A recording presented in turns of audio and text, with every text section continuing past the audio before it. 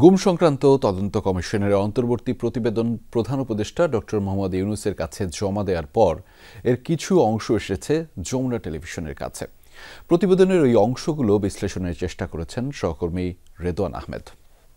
Ceylon চা আবারও রপ্তানিতে শীর্ষে। শনিবার প্রধান উপদেষ্টা ডক্টর মোহাম্মদ ইউনূসের কাছে জমা দেয়া গুম সম্পর্কিত তদন্ত কমিশনের অন্তর্বর্তীকালীন প্রতিবেদনের অংশ এসেছে আমাদের হাতে।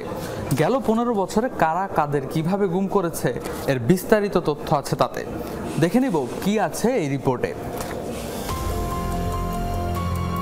একজন ভুক্তভোগীর উদাহরণ দিয়ে প্রতিবেদনে বলা হয়েছে, অপহরণের পরপরই ডিজিএফআই সদর দপ্তরে ভুক্তভোগীর সিম কার্ড সক্রিয় করা হয়। তাকে যে কক্ষে রাখা হয়েছিল এর বর্ণনায় অবস্থান চিহ্নিত করেছে কমিশন। ডিজিএফআই থেকে পরে তা নেওয়া হয় র্যাবের ডিটেনশন সেলে।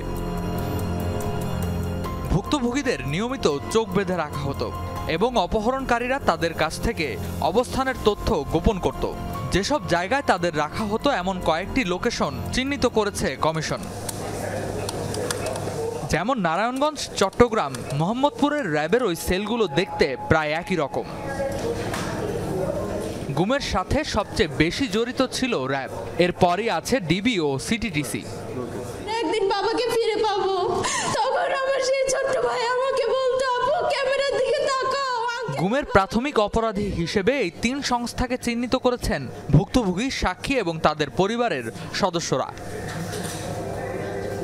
1676টি অভিযোগের মধ্যে 758টি অভিযোগের প্রাথমিক পর্যালোচনা করেছে কমিশন। বলা হয়েছে 15 বছরেরও বেশি সময় ধরে পদ্ধতিগতভাবে নকশা করা হয়েছিল গুম সংস্কৃতির।